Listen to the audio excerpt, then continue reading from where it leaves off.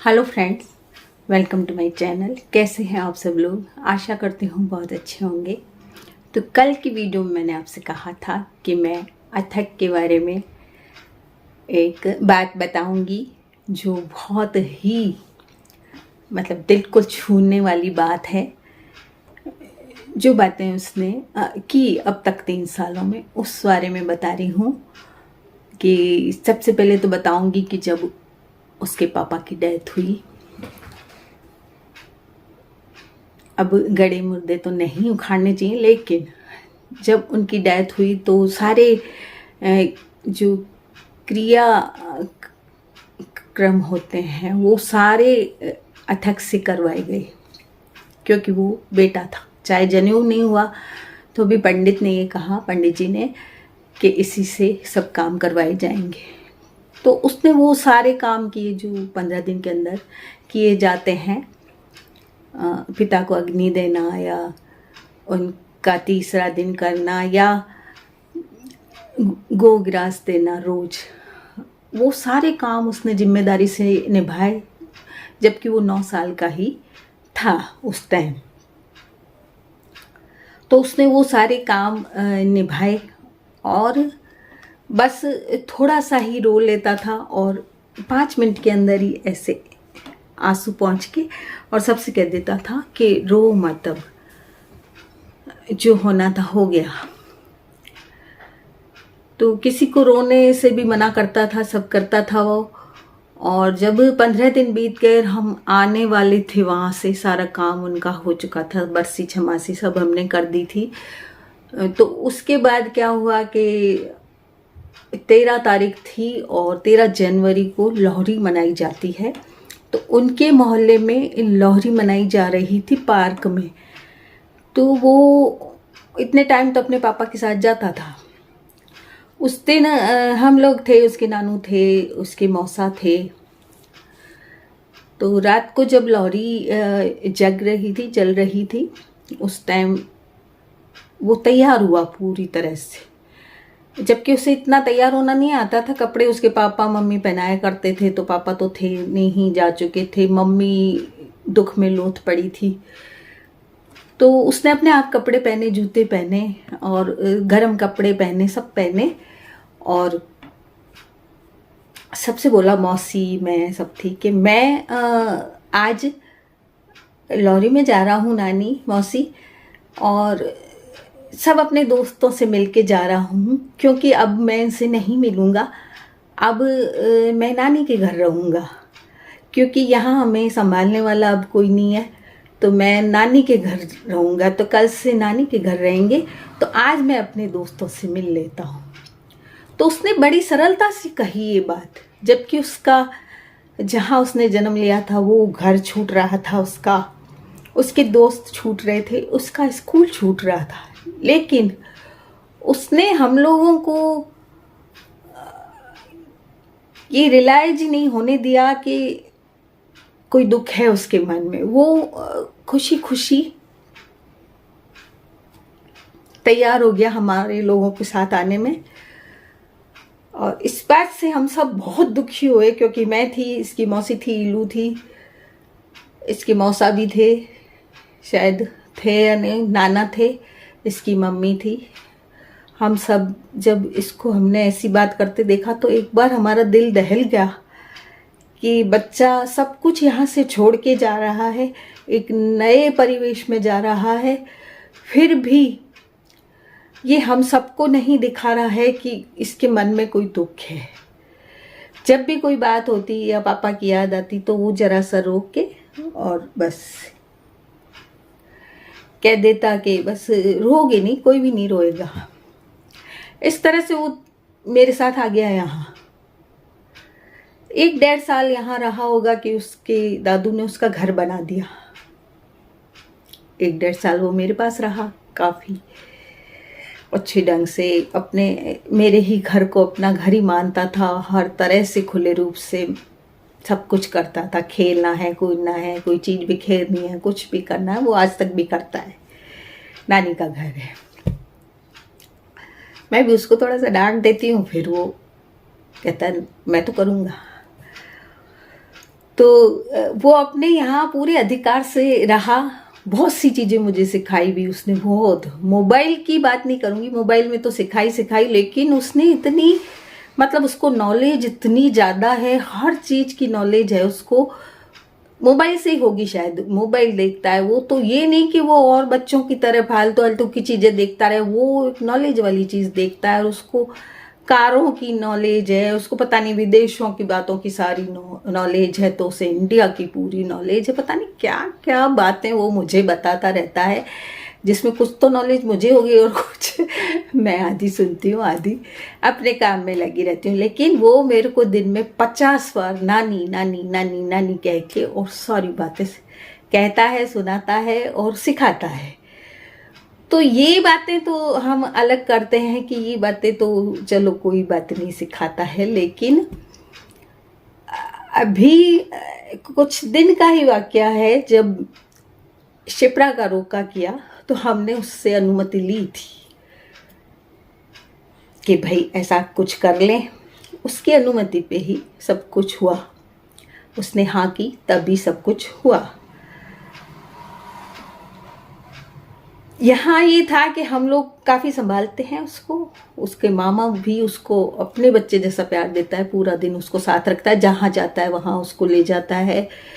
कभी मामा मामी उसके अकेले होटल नहीं गए, कभी कोई जगह नहीं गए। उन्होंने अपना पूरा जीवन, जो अभी 3-4 साल का जीवन था, वो अथक पर ही लगा दिया। उन्होंने कभी यही नहीं सोचा कि हम अकेले जाएं या कुछ। वो अगर बाहर घूमने गए तो भी अथक को ले गए, यहाँ भी हैं तो यहाँ भी अथक को साथ में रखते हैं जैसे एक मम्मी पापा रखते हैं, क्योंकि वो समझते हैं कि इसको पापा की कमी महसूस नहीं हो, इसलिए वो रखते हैं। और शिप्रा का तो ये है कि वो 1-2 महीने में ही 2-2.5 महीने घर में रही होगी और मार्च में वो नौकरी लग गई। और वो क्यों लगी कि उसको, अथक को अपने पापा वाला ही लेविश जीवन देना था, इसलिए उसने ये प्रण लिया कि मैं इसको इसके पापा जैसा जीवन दूंगी, कभी किसी चीज़ की कमी नहीं आने दूंगी और किसी से मांगूंगी नहीं, कोई सहायता किसी से नहीं लूंगी। उसका मतलब आप कुछ भी कहिए, उसकी इच्छा थी, उसका मत था या जो भी था, वो एक स्वाभिमानी लड़की है। उसने कोई सहारा हमसे किसी भी चीज़ का नहीं लिया। हम अपनी इच्छा से देते हैं वो बात अलग है, लेकिन उसने कभी कोई मांग नहीं की। ऐसे ही अथक को उसने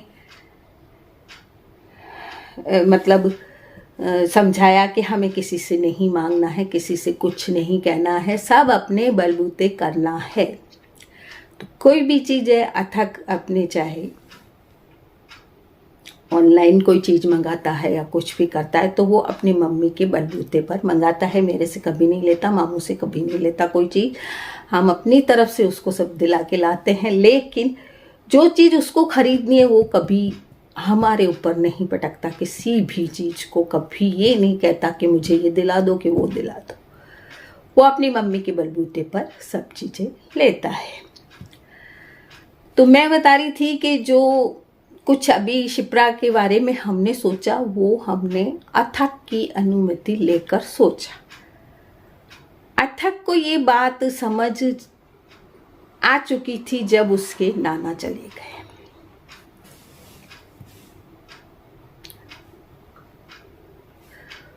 वो अपने नाना से एक दोस्ताना व्यवहार रखता था, हर बात कह देता था, नानू ये दिला के लाओ, नानू वो दिला के लाओ, पैसे खुद खिलाता था।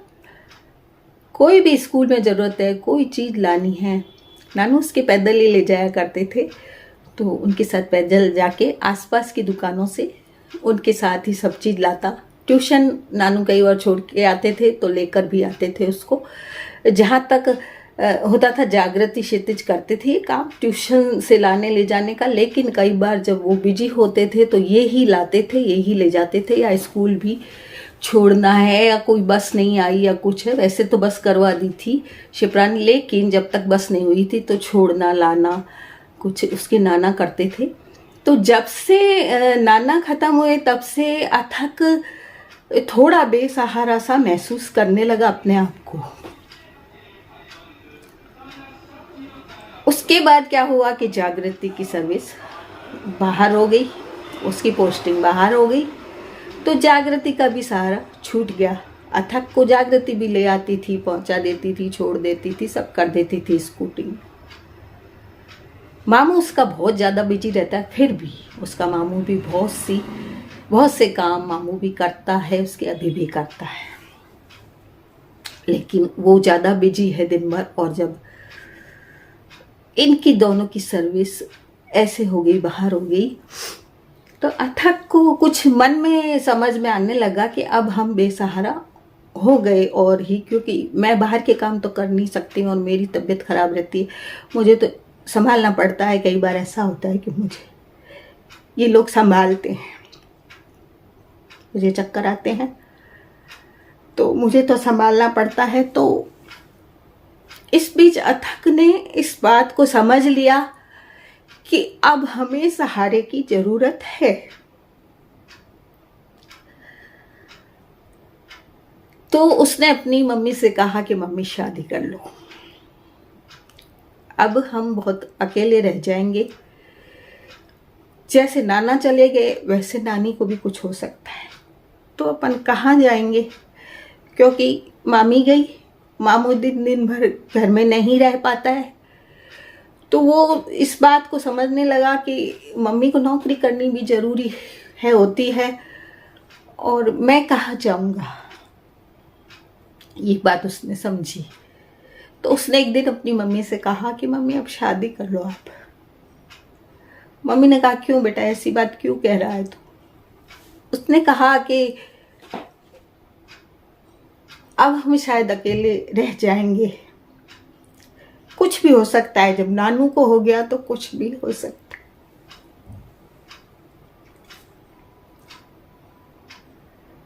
हमने ये सब कर लिया, उसके कहने पर सब किया।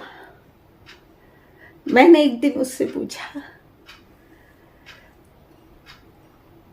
कि बेटा अब तू चला जाएगा, मेरे लिए मुश्किल हो जाएगा रहना। उसने बहुत अच्छा जवाब दिया, बहुत अच्छा, जिसको सुन के आप भी शायद रो पड़े। उसने कहा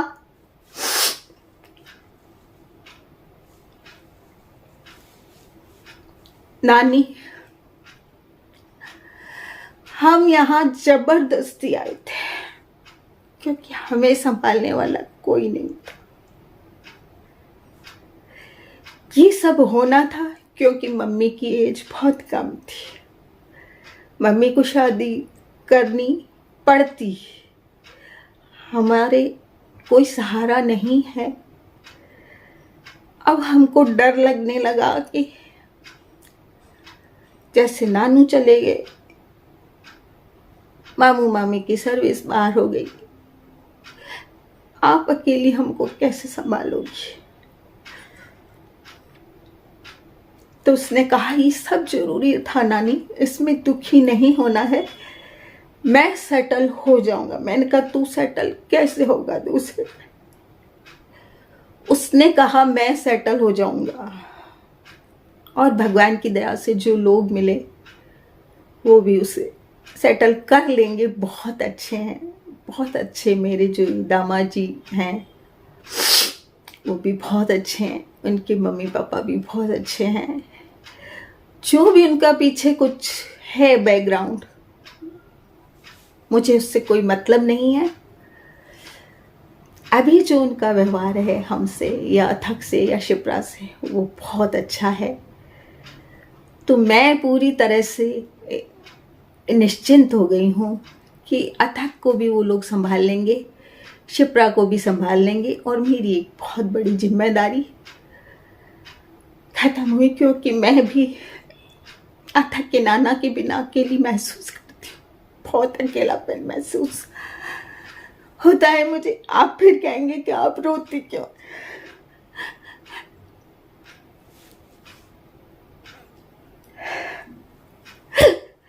लेकिन ये सब करना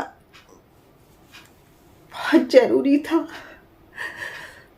और अथक बहुत अच्छी बातें मुझे सिखा के जा रहा कि मुझे अब जो परिस्थिति आएंगी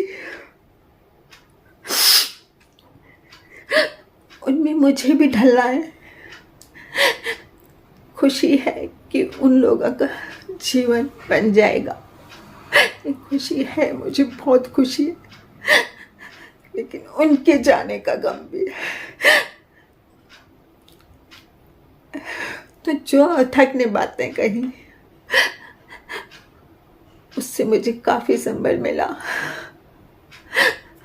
और अथक आगे भी सेटल हो जाएगा, ये भी मुझे पूरा विश्वास है कि उसने एक वो जीवन छोड़ा, फिर वो इस जीवन में आया। अब जब इस जीवन में सेटल हुआ तो अगले जीवन में जाएगा और वहां भी सेटल हो जाएगा, इतना मैं जानती हूँ। आज की वीडियो में इतना ही है। मिलते हैं कल फिर एक नई वीडियो के साथ।